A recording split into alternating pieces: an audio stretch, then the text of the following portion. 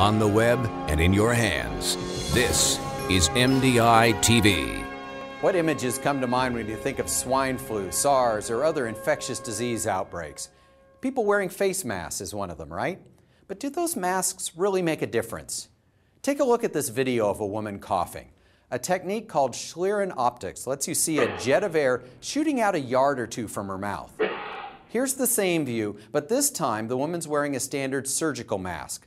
There's a bit of leakage around the mask, but most of it rises up and doesn't shoot out where you might be standing. And then finally, the woman coughs into what's called an N95 mask or respirator. These masks fit more tightly to your face, but they still don't completely contain the cough. Still, from looking at those videos, it appears that masks do help contain coughs, so they should help reduce the spread of airborne germs, right? That's what people believe. Indeed, masks often sell out quickly when people in a community get concerned about breathing in potentially dangerous germs. Something about face masks is that people may or may not wear face masks irrespective of what governments recommend. You saw in Mexico in April last year that face masks sold out very, very quickly once people realized there was a new pandemic. Regardless of what the government advised, I think that was inevitable. And the same had happened in Hong Kong in SARS in 2003.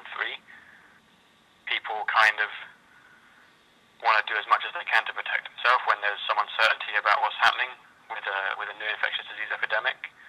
And face masks is an obvious, easy step that people can take that they think might protect themselves.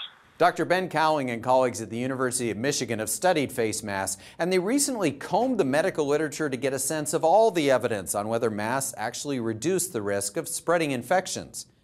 In the review published in the American Journal of Infection Control, they concluded with a definite maybe. It is possible masks help in certain circumstances, but don't expect too much from them. I wouldn't recommend that people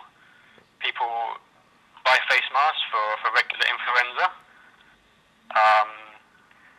In terms of wearing it when they go out and about to protect themselves against infection, it could be useful if they have a box of masks at home in case someone in the family gets sick, and then they can ask the sick person to wear a mask if they want to, and that might reduce the chance that the sick person would spread the infection to the other family members.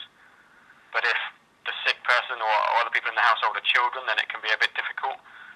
We know that children get upset if their parents wear masks, especially small children, and then children in general are not very keen on the idea of wearing masks quite often.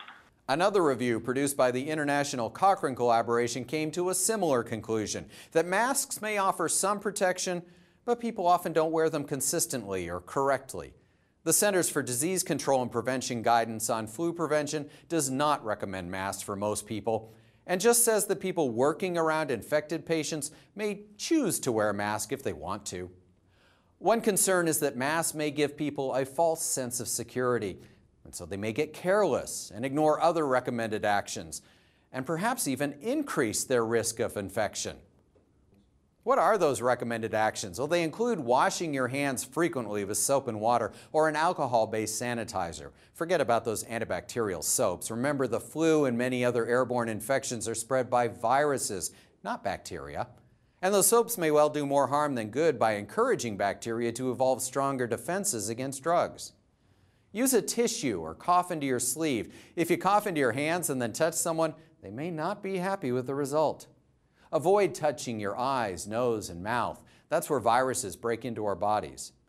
If you feel sick, do everyone else a favor and stay home.